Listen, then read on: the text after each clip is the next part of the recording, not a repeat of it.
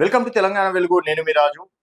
దేశంలో జరిగేటువంటి ఈ 5 రాష్ట్రాల ఎన్నికలు అనేది చాలా కీలకంగా మారిపోతున్నాయి. నెక్స్ట్ ప్రభుత్వాన్ని కూడా డిసైడ్ చేస్తాయని చెప్పేసి కూడా అంటే ప్రతి ఒక్కరు ఆ రేంజ్ లో తీసుకున్నారు. అండ్ ప్రాంతీయ పార్టీలు మాత్రం ఎట్టి పరిస్థితిలో ఎన్డీఏ కూటమిని డబుల్ ఇంజన్ సర్కార్ని రానియమని చెప్పేసి శబదాలు చేస్తున్నారు. అందులో కీలకంగా పశ్చిమ బెంగాల్ కావచ్చు, తమిళనాడు కావచ్చు, కేరళ కావచ్చు, అస్సాం కావచ్చు, పుడిచేరి కావచ్చు. సో మొత్తానికి మరి ఇప్పుడు తమిళనాడులో మళ్ళీ స్టాలినే అధికారంలోకి వస్తాడా?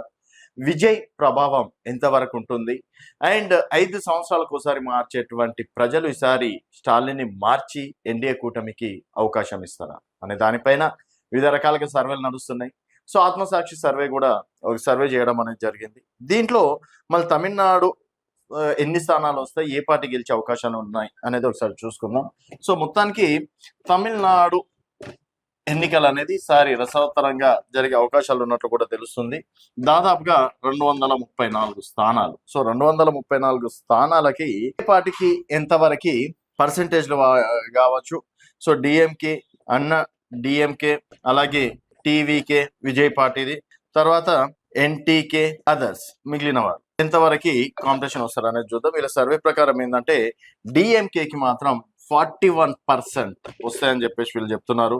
అండ్ అన్నా డిఎంకే ఎన్డీఏ కూటమికి దాదాపుగా 37%. సో ఇక్కడ డిఎంకే అన్నా డిఎంకే చూసుకున్నట్టయితే దాదాపుగా 4% ఓట్ బ్యాంక్ అనేది తేడా ఉంది. సో 41% డిఎంకేకి, అన్న డిఎంకేకి 37% మాత్రమే ఓట్ బ్యాంక్ వచ్చే అవకాశాలు ఉన్నాయి. అండ్ విజయ్ దాదాపుగా 16% ఓట్ బ్యాంక్ చీలుస్తున్నారు. మరి ఓట్ బ్యాంక్ చీల్చేది కనుక అంటే శాతం పెరిగితే మాత్రం డెఫినెట్ గా ఎఫెక్ట్ డిఎంకేకి ఉండొచ్చు అని చెప్పేసి కూడా చెప్తున్నారు. అండ్ ఎన్టీకేకి దాదాపుగా 4%, మిగిలిన వారికి 2% అవకాశాలు ఉన్నట్టు కూడా తెలుస్తుంది. మరి ఏ పార్టీకి ఎన్ని స్థానాలు వస్తాయి అనేది ఒకసారి మనం చూసుకున్నట్టయితే దాదాపుగా 118 ఎవరికైతే వస్తాయో వారే ఈసారి కింగ్ మేకర్ అని చెప్పేసి కూడా చెప్పుకోవచ్చు. అండ్ డిఎంకేకి వచ్చేసి దాదాపుగా 135 నుంచి 147 స్థానాల వరకు వచ్చే అవకాశాలు ఉన్నాయంటున్నారు. అండ్ ఎన్డీఏ కూటమికి 92 నుంచి 111 స్థానాలు వచ్చే అవకాశాలు ఉన్నాయి. ప్రధాన ప్రతిపక్షం అయ్యే అవకాశాలు అన్న డిఎంకేకి చాయిసెస్ ఉన్నాయి అంటున్నారు. తర్వాత టీవీకేకి 16% ఓట్ బ్యాంక్ ఉన్న టీవీకేకి దాదాపుగా 6 నుంచి 10 స్థానాలు, అలాగే మిగిలిన వారికి 1 నుంచి 3 స్థానాల వరకు వచ్చే అవకాశాలు ఉన్నాయని చెప్పేసి అంటున్నారు. సో ఇక్కడ 118 క్రాస్ అయ్యేది డిఎంకే. సో మళ్ళీ ప్రజలు డిఎంకేకి అవకాశం ఇచ్చే చాయిసెస్ ఉన్నాయని చెప్పేసి అంటున్నారు. సో గతంలో వీళ్ళు మార్చిలో ఒక ఏమంటారు ప్రీపోల్ సర్వే చేశారు, తర్వాత ఇప్పుడు ఏప్రిల్లో చేశారు. దీనికి ఏంటంటే డిఎంకేకి అప్పుడు 40% ఉంటే ఇప్పుడు 41% పెరగడం అనేది జరిగింది ఎన్నికల ప్రచారంలో భాగంగా. అండ్ అన్నా డిఎంకే 38% ఉంటే 1% తగ్గి కేవలం 37% మాత్రమే ఉంది. అండ్ టీవీకే అప్పుడు చూసుకున్నట్టయితే 14% ఉన్నటువంటి టీవీకే 16%కి వెళ్ళడం అనేది జరిగింది. సో ఇక్కడ ఓట్ బ్యాంక్ చీలుస్తుంది ఏది?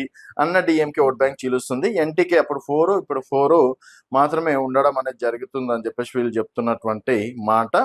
అండ్ ఇక్కడ కీలకంగా మాత్రం విజయ్ పార్టీ అని చెప్పేసి కూడా చెప్పుకోవచ్చు.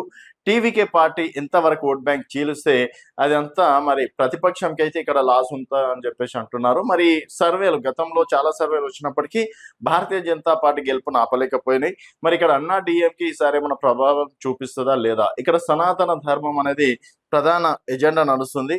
మరి ప్రధాన ఎజెండాలో ఎంతవరకు జనాలు ఎన్డీఏకి అవకాశం ఇస్తారు? అండ్ స్టాలిన్ కి వాళ్ళు అంటే ఈ సంక్షేమ పథకాలు కావచ్చు, తర్వాత స్టాలిన్ ఇచ్చినటువంటి హామీలు ఈసారి మళ్ళీ డిఎంకేని గెలిపిస్తాయి, గట్టెక్కిస్తాయని చెప్పేసి అక్కడ చెప్తున్నటువంటి ప్రజల మాట. సో చూద్దాం మరి తమిళనాడులో ఏ పార్టీకి గెలవచ్చు, ఏ పార్టీకి అవకాశం ఉండొచ్చు. అండ్ మీ అభిప్రాయాలు కూడా కింద కామెంట్ రూపంలో తెలియజేయండి. అన్నా డిఎంకే వచ్చే చాయిసెస్ ఉన్నాయా, డిఎంకే వచ్చే చాయిసెస్ ఉన్నాయా అనేది వేచి చూడాల్సిన విషయం. చూస్తూనే ఉండండి తెలంగాణ వెలుగు.